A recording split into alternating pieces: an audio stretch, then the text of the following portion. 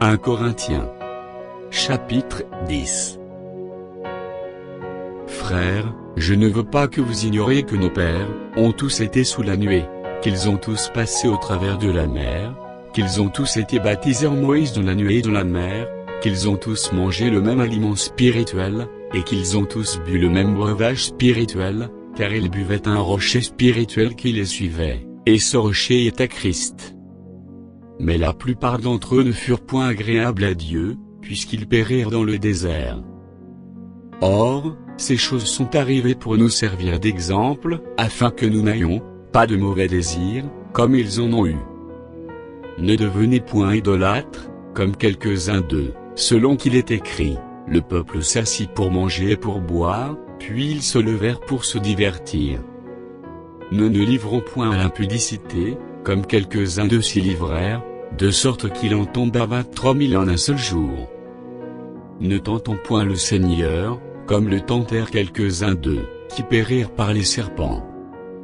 Ne murmurez point, comme murmurèrent quelques-uns d'eux, qui périrent par l'exterminateur. Ces choses leur sont arrivées pour servir d'exemple, et elles ont été écrites pour notre instruction, à nous qui sommes parvenus à la fin des siècles. Ainsi donc, que celui qui croit être debout prenne garde de tomber.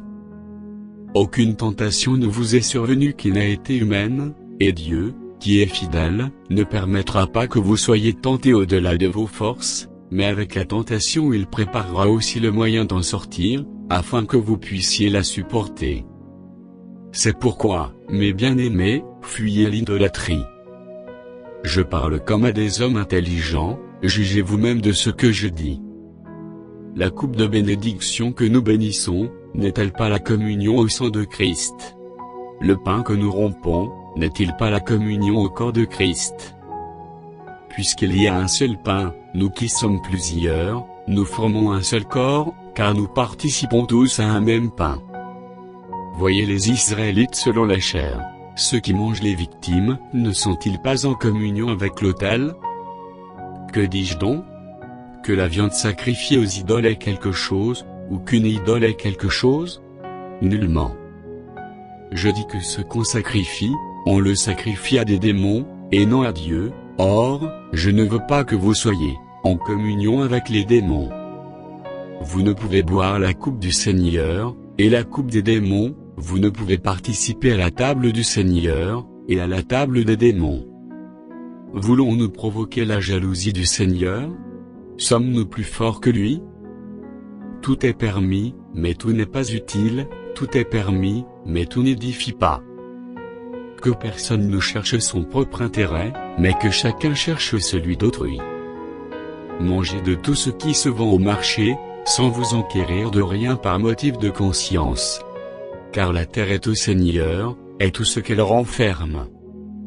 Si un non-croyant vous invite et que vous vouliez y aller, mangez de tout ce qu'on vous présentera, sans vous enquérir de rien par motif de conscience.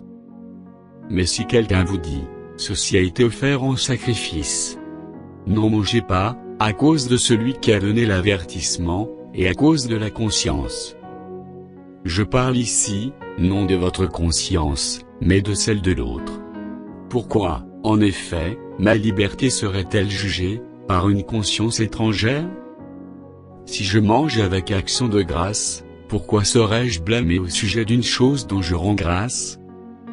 Soit donc que vous mangiez, soit que vous buviez, soit que vous fassiez quelque autre chose, faites tout pour la gloire de Dieu. Ne soyez en scandale ni aux Grecs, ni aux Juifs, ni à l'Église de Dieu, de la même manière que moi aussi je m'efforce en toutes choses de complaire à tous, cherchant, non mon avantage, mais celui du plus grand nombre, afin qu'ils soient sauvés.